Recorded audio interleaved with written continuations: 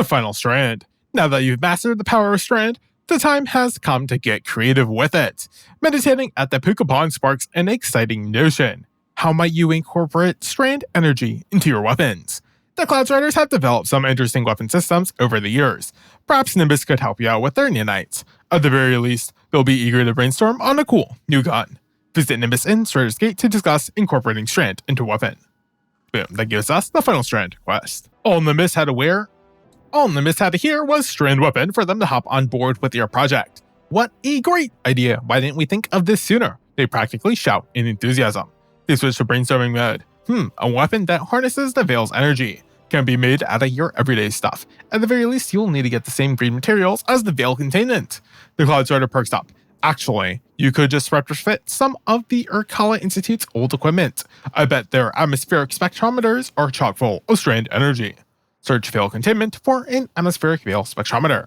Defeat the Shadow Legion looters and read their orders to learn where they took the spoils. Noted. Just do some clear. Crazy.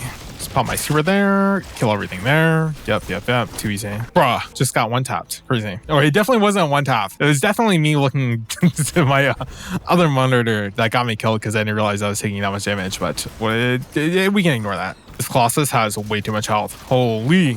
Nice angle. Retrieve the Veil spectrometer from the Typhon Imperator. Kind of expected. I wish there was a better fast travel spot than having to have a living armor and then having to travel halfway across the map. Like, just give us one more teleportation spot. How far down should I take the skimmer? Like, isn't this too far? Ooh, can I just skimmer across the map? Dude, we have the tech. Oh yeah, let's go, dude. That's too easy. All right, well, the Tormentors is going to be annoying, so let's just find ourselves in a corner, but yep, I mean, it's just Tormentor Gaming over here. Still just Tormentor Gaming. You know, when I can hit the crit, it's damage. When I can't, it's not damage. This is Puka Pond. I mean, we have obtained a weapon. That's pretty easy. There's no way this entire time this passageway opened up. Pretty sure it only opens up once we've like gone across, because don't we take this back? Like, yeah, I'm pretty sure when we're leaving that this is the way we went back in the mission. All right, we're back at the Puka Pond. At the Puka Pond, you hold the Veil spectrometer. It pulses with Strand energy, but something about it feels off. The vibrations are uneven, out of sync with what's around you. Perhaps the Shadow Legion tampered with it, or perhaps you simply need to reset its energetic signature. Osiris' training program helped you get into the rhythm of using Strand before. A speedy run-through should be enough to align the spectrometer's energy with your unique combat tempo. Complete Osiris' training program in Radioson to retune the spectrometer's Strand vibrations. Goal time 5:30. Headlong time trial. I have no idea how long it took me to do it in the campaign. Although it was legend, I don't know if that affects anything. If the game is setting it to 5 minutes 30 seconds, I assume I can probably do it in like 5 minutes. But who knows? I am bad. Oh, arguably I should switch to grapple because instead we're going to be doing this. But okay, yeah, enemies are normal ass difficulty. That's good to know. Honestly, probably don't even have to worry about them at all. Yeah, see, this is why I'm like, well, maybe I should have grapple equipped. Like, where am I even going? Just down here? Nice teleporting goblin. Okay, that's just there to troll me. The objective marker does seem to require me to eliminate the Vex. But surprisingly, I haven't seemed to have been missing out on the grapple. And we're already at the essential room, so that's kind of crazy. Just gotta defeat these Vex. That's, okay. I defeated a lot more than 4 Vex in game. Sure, it's us talking about these sections, but it's like, oh, cannot be missing like that. Yikes. Okay. Good thing a tingle spawn there. Yep, there we go. I'm not gonna lie, the spinning thing in the middle is actually just so slow. Okay, I said it was so slow and it seemed to have sped up right on cue. But I saved the super for the boss and it did actually a lot of damage. So I'm not gonna lie. I'm pretty sure it's just because this dude has no health. Oh my god, I forgot stupid arrow projectile to proc bait and switch, but whatever, there we go. I'm pretty sure it was way faster. It was like 2 minutes, maybe. Silver? Okay, so you can go way faster. I assume Okay, I also got gold under 2 minutes 30 seconds.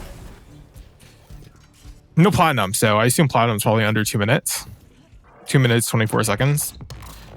I mean, not too bad. I assume like you know, if you go string grapple, it's faster. But all right, we just have to head back to the Puka Pond.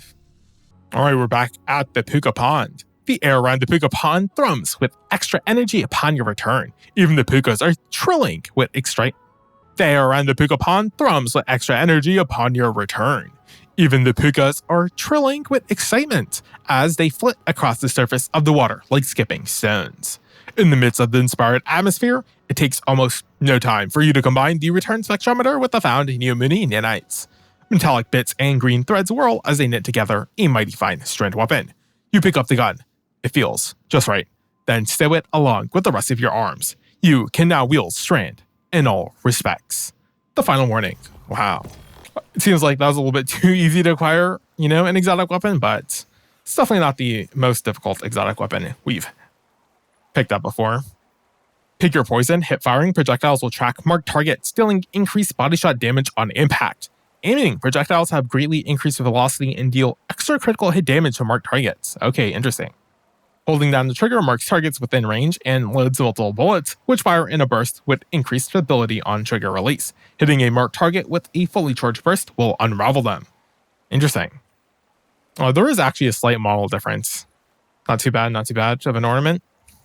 Final warning, Catalyst found in Strike Scabit and the Crystal, so it's just going to be a random drop, so can't really cover it right now. I mean, I guess I can test the weapon in Terminal Overload. Okay, let's test on the ads how this weapon works. It has a weird shooting mechanic, so here's just a Legionnaire. It's going to hold left click. Okay, it's marking them like TQs, and then it's shooting the bullets out. Okay, and I didn't even have to hold the mouse button after the initial volley. So hold left click, it marks them. And then I can just hold left click and it targets them. Okay.